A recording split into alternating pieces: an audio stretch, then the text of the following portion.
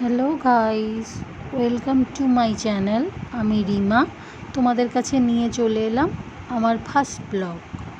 আজকের দিনটা হলো 20 মে 2024 আর আজ আমাদের হাওড়াতে লোকসভা ভোট। আমি রোজ সকাল সকাল ঘুম থেকে উঠি প্রত্যেক দিনের মতন।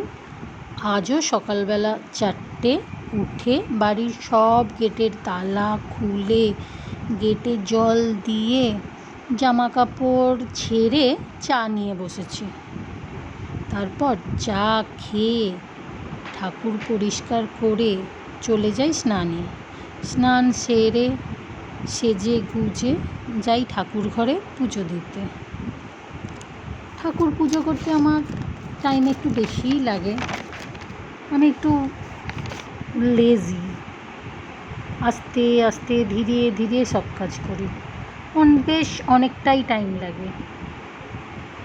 রোজই পুজো সেরে নিচে নামতে আমার টাইম লাগে 7টা থেকে 7:30, প্রায় বেজেই যায়। ততক্ষণ মা ঘুম থেকে উঠে পড়ে। মা উঠে পড়ে তারপর আমার আর কি চিন্তা। মা আর কাজের দিদি মিলে সব কাজ হয়ে যাবে ভেবে আমার অন্য কাজ না থাকলে আমি আবার নিশ্চিন্তে শুয়ে ঘুমিয়ে পড়ি রোজ দিনের মতন। আজও ছুটির দিন ভেবে আমার কাজ সেরে আমি ঘুমিয়ে পড়লাম। নেমেছে উমা, ভোট দিতে যাব কি করে? বাট ভোট তো দিতেই হবে। আমার বাড়ির 4টে বাড়ির পরই আমাদের ভোটার কেন্দ্র। তাই আর দেরি না করে যাই হোক করে রেডি হয়ে নিলাম। ততক্ষণে দেখি বৃষ্টিও কমে গেছে। ভালোই হলো, আর ছাতা বইতে হলো না। কাকিমারা আমি আর বোন মিলে চলে গেলাম ভোট দিতে। আমার মা তার আগেই বৌদি আর অন্যান্য কাকিমা জেঠিমাদের সাথে ভোট দিয়ে চলে এসেছে। আমি ফোন হাতে নিয়ে যাচ্ছি দেখে মা আমার পেছনে পেছনে গিয়ে বলল ফোন নিয়ে যেতে দিচ্ছে না।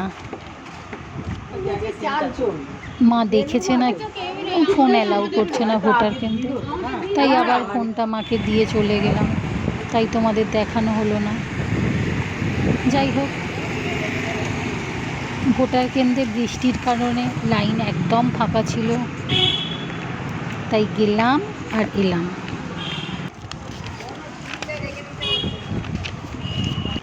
At last done my vote. Love you all.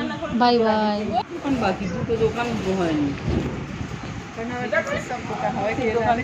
যাই হোক চিকেনের দোকানটা হয়ে সুবিধা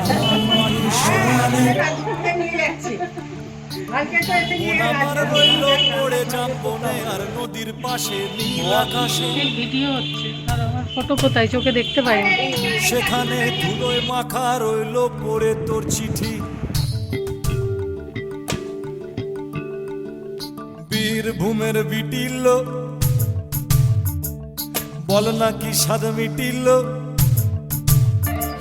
মাটির সরানে।